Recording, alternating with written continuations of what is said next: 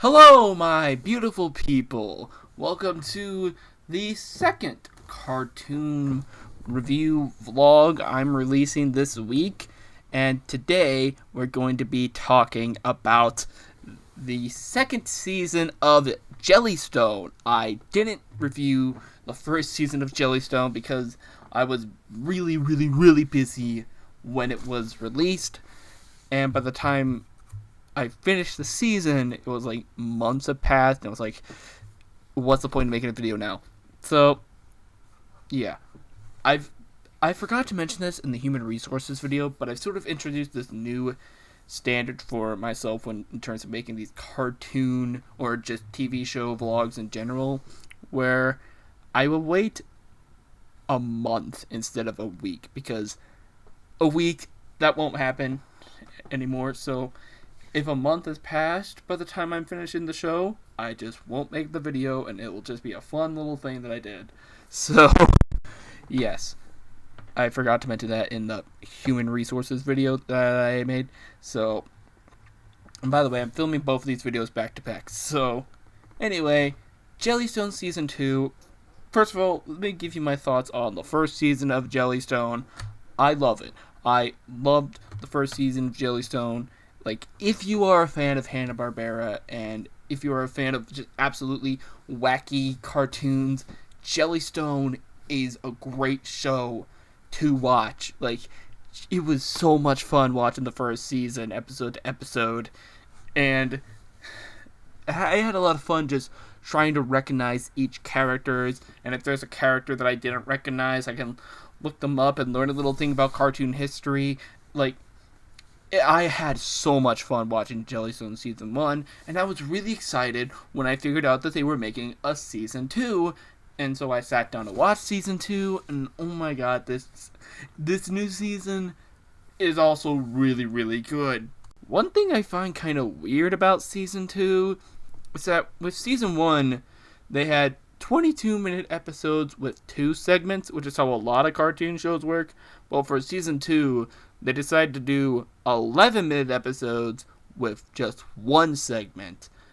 So I don't know why they randomly decided to make this change in between seasons, but I mean, it's technically the same amount of stories, it's just their own episodes. I don't know, man. But yeah, Jellystone Season 2.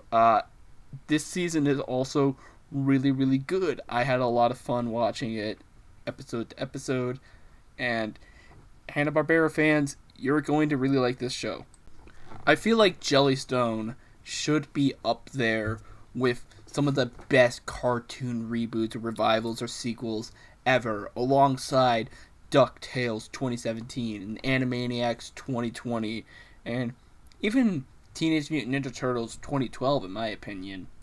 It could just be a little cheating because the show reboots a lot of shows and not just one like those other shows did. Although DuckTales was technically a crossover, well, it became a crossover show between all the other Disney afternoon shows, like there was Darkwing Duck and Tailspin and Chip and Dale Rescue Rangers, Goof Troop, Gummy Bears, and even friggin' Bonkers all made cameo appearances in DuckTales 2017.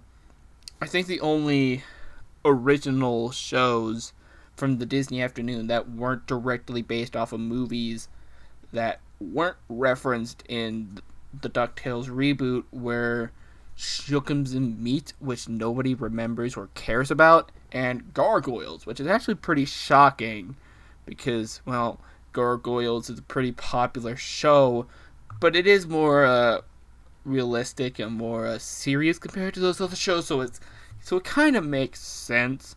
But anyway, back to Jellystone.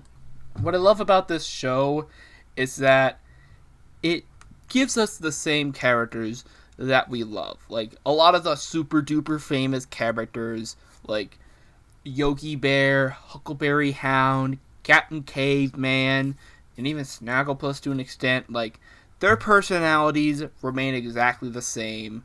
Like, they're similar enough to their old counterparts, but some minor differences, like Huckleberry Hound is the mayor of Jellystone, and Yogi Bear is a doctor now, because why not? He does say that he is smarter than the average bear, so why not have him be a literal doctor? And you have someone who's lesser known, like, say, a Doggy Daddy, and you made him way like a super duper overprotective parent to the point where he is super obsessed with his now daughter, Augie Doggy, and Jabberjaw's now boy crazy. Lippy the Lion and Hardy Har Har are now an old married couple. Squiddly Diddly is now like his Valley Girl. I always like to have this motto: the more obscure the character is, the more freedom you have with them.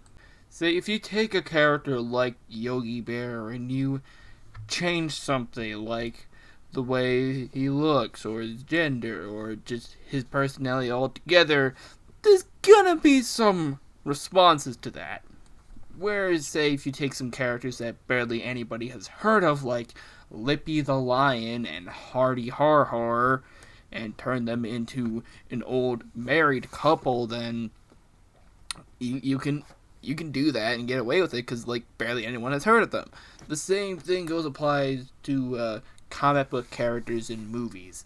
So about some of the episodes themselves, they're really good.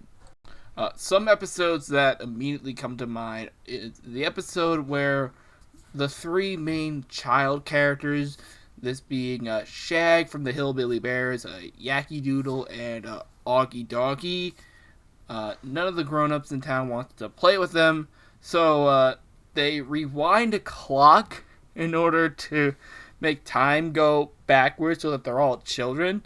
Somehow it worked, but a little too well, because now everyone in Jellystone is a baby.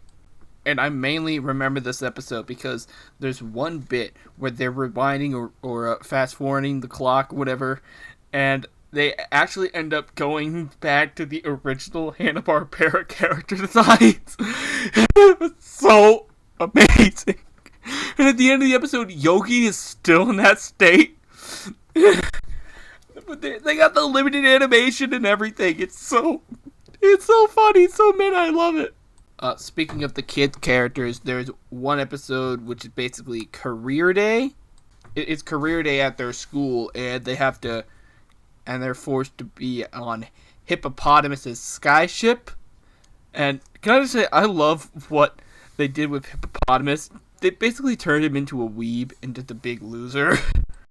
And the kids think it's going to be really boring, but no, they actually fight off a bunch of weird scenarios, including sky pirates from Yogi's Ark, Yogi's Gang, or whatever the frick that show was called.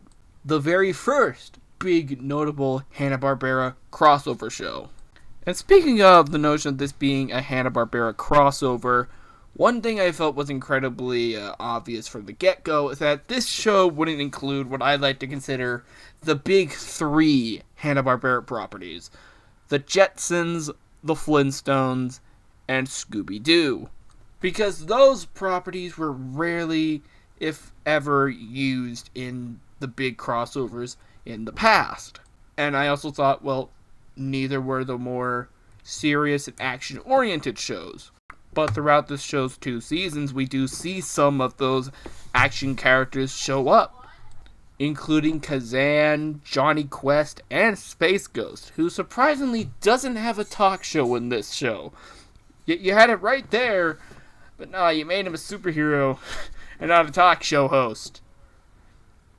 I guess the kids wouldn't get it, but you included Inch-High Private Eye in this show. Like, I don't think you're really concerned on if the kids will get the reference. Also, this is more of a season 1 thing, but I find it really funny that they still had the banana splits in this show. The banana splits were gangsters. They're criminals in this show, but funny thing, the last time we saw the banana splits before this show was the Banana Splits movie. And that movie, it is not for kids. Like, not for kids, man. But back to season 2. There's one episode where Yogi, Doggy Daddy, and Mildew Wolf have to stop this big stink from infecting JellyStone. Well, it actually did affect the town, but they're the only people in town that are immune to the stink in a variety of different ways. And something I find really funny is that, like,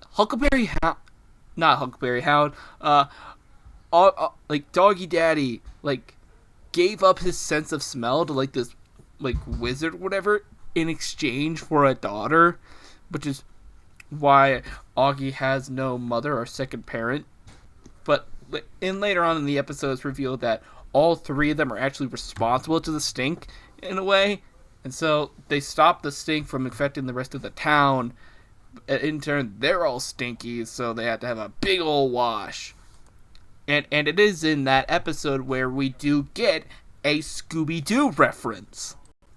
Scooby-Doo characters don't make any cameos in this episode, but like Doggy Daddy and Augie are indeed watching a Scooby-Doo marathon. So in the universe of JellyStone, Scooby-Doo is a TV show. And in season 1, we did have some Flintstones references show up because, we saw that Fred and Wilma were on the cover of a romance novel. So, yeah, the Flintstones is a romance novel in this universe. But later in that same season, the Great Gazoo shows up like an actual character in the show. And then we figure out that JellyStone is right next to New Bedrock. So, there's a lot more Flintstones references in this show than I thought there would be. And then later in the season, back on the Scooby-Doo side, the Blue Falcon shows up in an episode, which the Blue Falcon's more of its own thing, but I personally always associate him with Scooby-Doo because the two of them cross over so much, and nobody would know who the Blue Falcon is if it wasn't for the Scooby-Doo crossovers. I'm just saying. Still no Jetsons references, though, which is kind of weird, though. Maybe in season 3 we'll see Rosie the robot show up, but anyway. Another thing about Augie, about Doggy Daddy's origins, is that apparently he had the exact same backstory as Simba from The Lion King.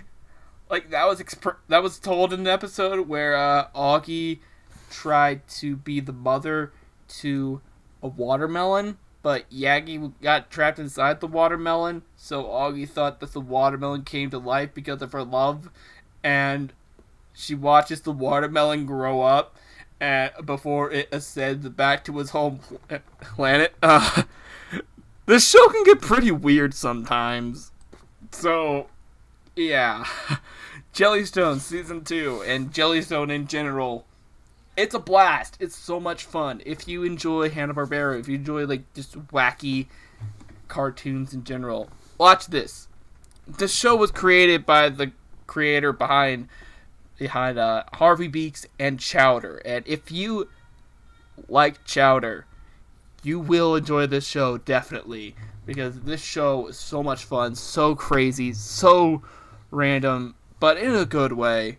And it's also really funny from a meta stance. It's fun to point out the amount of characters you recognize. And if you see a character that you don't recognize, you can look up the character and see, oh, that's pretty cool. And you kind of learn a little thing about animation history. So, and it's also very friendly to newcomers who don't really know about Hanna-Barbera. So, yeah, it's a fun show. And what do you guys think of JellyStone Season 2 and just the whole show in general? Let me know in the comments. And be sure to like, comment, and subscribe, and ring the bell to be notified when future videos are uploaded. And speaking of subscribing, as I said it in my previous video, I am going to be doing a stretch goal for the end of the year. If by the end of the year we can get to 300 subscribers, I will be making a video reviewing every single SpongeBob video game. So, it'll only be the home console releases, maybe a few portable ones, but no like PC games to my knowledge. No browser games released on the Nickelodeon website. Just console releases. So if you guys want to see that video in the future, hit the subscribe button and ring the bell. So anyway, guys, I will see you later. Bye.